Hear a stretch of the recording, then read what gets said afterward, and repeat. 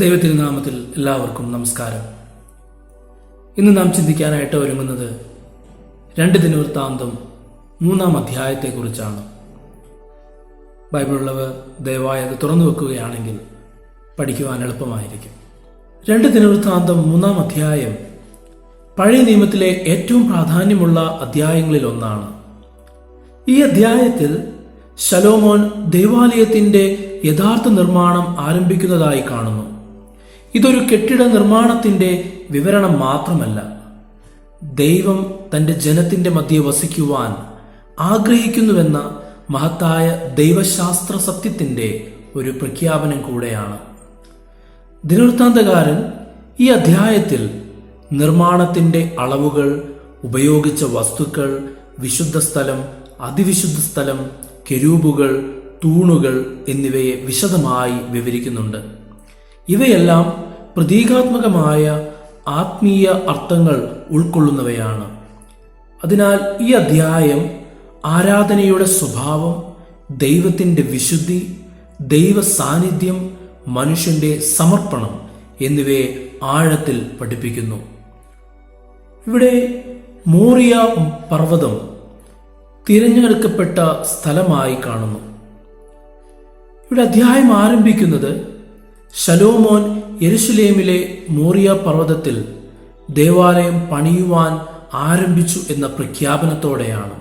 2 ദിനവൃത്താന്തം 3-ാം അധ്യായം 1-ാം വാക്യത്തിൽ നമുക്കത് കാണാം.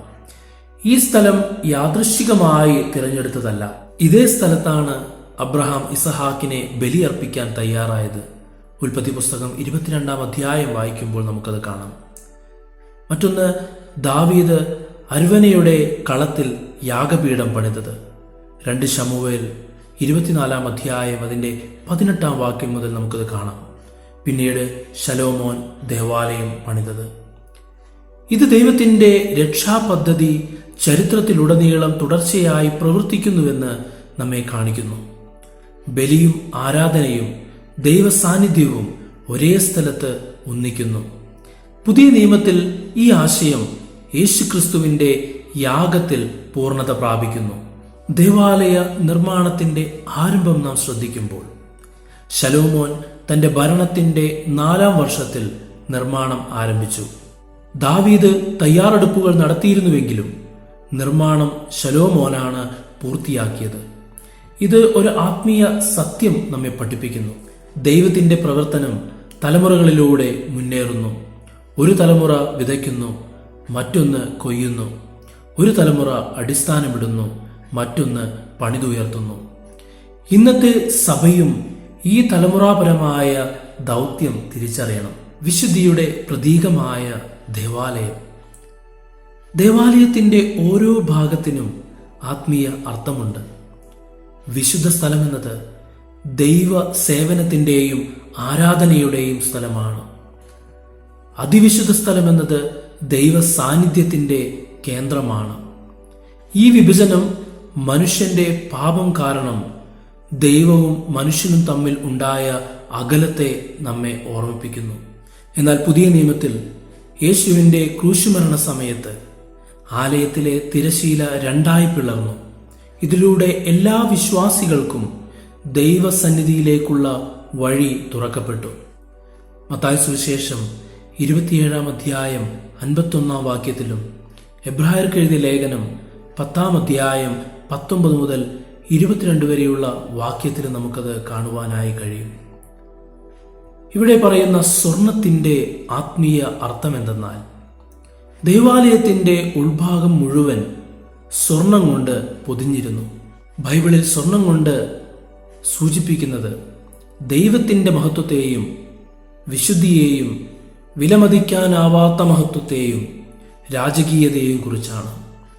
ഇത് ഭൗതിക ആഡംബരത്തെ പ്രോത്സാഹിപ്പിക്കുന്നതല്ല, ദൈവത്തിന് ഏറ്റവും മികച്ചത് അർപ്പിക്കേണ്ടതിൻ്റെ പ്രതീകമാണ്. ഇന്നത്തെ വിശ്വാസ ജീവിതത്തിലും ദൈവത്തിന് ശേഷിക്കുന്നതല്ല, ഏറ്റവും നല്ലതായ സമയവും കഴിവും സമർപ്പണവും നൽകണമെന്നാണ് ഈ പ്രതീകം നമ്മെ പഠിപ്പിക്കുന്നത്. ഇവിടെ കെരൂബുകളെ കുറിച്ച് പറഞ്ഞു തരുന്നുണ്ട്. ദൈവത്തിന്റെ വിശുദ്ധ സാന്നിധ്യത്തെ സൂചിപ്പിക്കുന്നതാണ്. അതിവിശുദ്ധ സ്ഥലത്ത് 2 വലിയ കെരൂബുകളെ സ്ഥാപിച്ചു. കെരൂബുകൾ ബൈബിളിൽ ദൈവത്തിന്റെ വിശുദ്ധിയുടെയും മഹത്വത്തിന്റെയും കാവൽക്കാരായാണ് പ്രത്യക്ഷപ്പെടുന്നത്. ഏദൻ തോട്ടത്തിന്റെ കവാടത്തിൽ, നിയമപെട്ടകത്തിന്റെ മുകളിൽ, ഇവിടെ അതിവിശുദ്ധ സ്ഥലത്ത്. ഇത് ദൈവം വിശുദ്ധനാണെന്നും അവന്റെ സാന്നിധ്യത്തെ നിസ്സാരമായി കാണാൻ പാടില്ല എന്നും നമ്മെ ഓർമ്മിപ്പിക്കുന്നു. ഇവിടെ കാണുന്ന തിരശ്ശീലയുടെ ദൈവശാസ്ത്രം എന്താണ്? അതിവിശുദ്ധ സ്ഥലത്തെ വേർതിരിക്കുന്ന തിരശ്ശീല നീല, ധൂമ്രം, ചുവപ്പ് നൂലുകളും ചണവും കൊണ്ട് നിർമ്മിക്കപ്പെട്ടു. ഇത് ദൈവത്തിന്റെ വിശുദ്ധിയെയും മനുഷ്യന്റെ പരിമിതിയെയും സൂചിപ്പിച്ചു. എന്നാൽ യേശുവിന്റെ ക്രൂശുമരണത്തോടെ തിരശ്ശീല പിളർന്നപ്പോൾ പഴയ ഉടമ്പടിയിലെ നിയന്ത്രണങ്ങൾ അവസാനിക്കുകയും പുതിയ ഉടമ്പടിയിലെ കൃപയുടെ വഴി തുറക്കപ്പെടുകയും ചെയ്തു.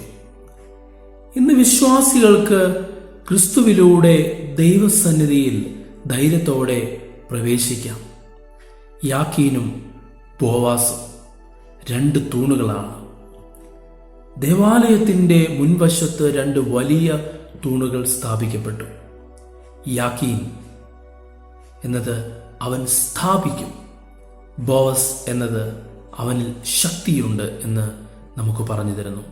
ഈ പേരുകൾ മനുഷ്യശക്തിയിലല്ല, ദൈവത്തിന്റെ സ്ഥിരതയിലും ശക്തിയിലുമാണ് ദൈവത്തിന്റെ ആലയം നിലനിൽക്കുന്നതെന്ന് പ്രഖ്യാപിക്കുന്നു. സഭയുടെ നിലനിൽപ്പും മനുഷ്യബുദ്ധിയിലോ സാമ്പത്തിക ശേഷിയിലോ അല്ല, ദൈവത്തിന്റെ കൃപയിലാണ്. ദേവാലയവും ക്രിസ്തുവും തമ്മിലുള്ള ബന്ധം. പുതിയ നിയമത്തിലെ ദേവാലയം ക്രിസ്തുവിനെ മുൻകൂട്ടി സൂചിപ്പിക്കുന്നു. ദൈവം മനുഷ്യരുടെ ഇടയിൽ വസിച്ചു. ക്രിസ്തുവിൽ അത് യാഥാർത്ഥ്യമായി. അതിവിശുദ്ധ സ്ഥലത്തിലേക്കുള്ള വഴി ക്രിസ്തുവിലൂടെ തുറക്കപ്പെട്ടു. ബലികൾ ക്രിസ്തുവിന്റെ ഏകബലിയിൽ പൂർത്തിയായി. ദൈവസാന്നിധ്യം പരിശുദ്ധാത്മാവിലൂടെ സഭയിൽ വസിക്കുന്നു. അതിനാൽ ദൈവാലയത്തിന്റെ എല്ലാ പ്രതീകങ്ങളും ക്രിസ്തുവിൽ നിറവേറുന്നുണ്ട്. ഇന്നത്തെ സഭയോടുള്ള അറിയിപ്പുകൾ. ഈ അധ്യായം ഇന്നത്തെ സഭയ്ക്ക് ചില പ്രത്യേക പാഠങ്ങൾ നൽകുന്നുണ്ട്. ആദ്യമായി, ആരാധന വിശുദ്ധിയോടെയും ആദരവോടെയുമായിരിക്കണം.